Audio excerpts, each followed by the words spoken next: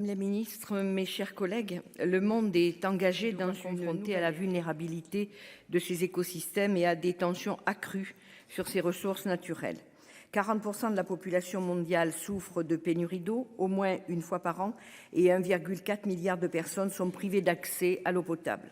Ces pénuries qui nous concernent aujourd'hui très directement sur notre sol nous obligent à nous saisir de l'enjeu de la gestion de l'eau. Durant 32 jours d'affilée en plein hiver, la France a été privée de pluie, ce qui va induire probablement une pénurie cet été dans de nombreuses communes. En 2022, l'été le plus chaud depuis les années 50, 93 départements ont été soumis à des restrictions et plus de 1000 communes ont subi des coupures d'eau. Si nous n'intervenons pas, la situation continuera à se dégrader. Le GIEC l'affirme. Sans réduction immédiate des émissions de CO2 au niveau mondial, tous les scénarios indiquent une augmentation de la température globale de 2 degrés d'ici 2050.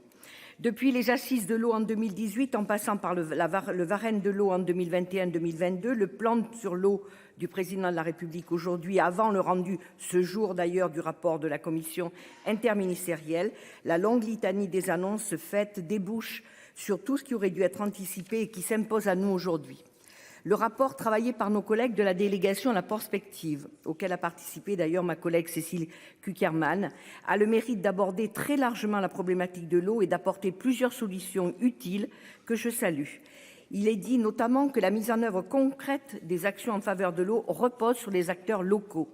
Les élus ont effectivement un rôle essentiel à jouer dans la gouvernance de l'eau en France, dans les comités de bassin, dans les agences de l'eau, dans les clés en matière de fourniture d'eau potable, des gestions des milieux aquatiques avec la GEMAPI et encore en matière de travaux d'assainissement.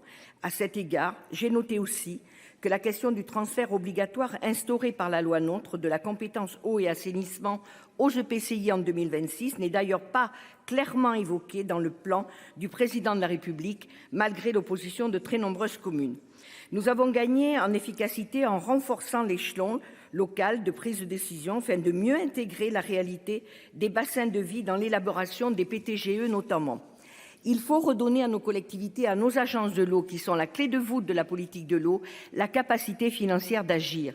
Si la suppression du plafond mordant, c'est-à-dire du plafonnement des recettes, Madame la Ministre, des agences de l'eau est supprimée, on peut s'interroger sur cette annonce des 475 millions d'euros de rehaussement des moyens des agences et leur provenance, puisque leur budget n'est pas abondé par l'État, mais par les redevances des consommateurs. Les collectivités, vous me répondrez peut-être d'ailleurs sur ce sujet, les collectivités n'ont pas directement de capacité d'intervention sur tous les secteurs consommateurs d'eau et tout ne peut pas non plus reposer sur les usagers, même si la sobriété s'impose.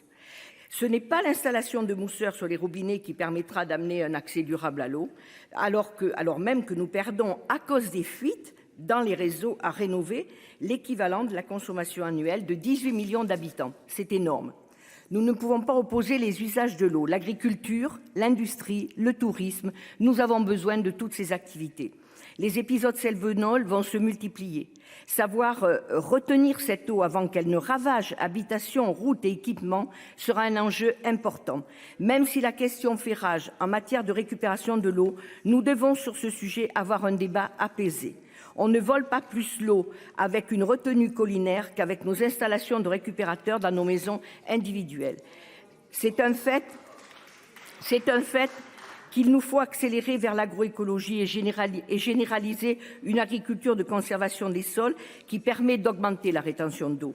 Il est par ailleurs regrettable que notre pays manque d'ambition réelle pour faire en sorte que l'eau soit enfin traitée comme le bien commun qu'elle constitue et non plus comme une marchandise constituant, il faut bien le dire, un marché juteux et opaque pour les multinationales.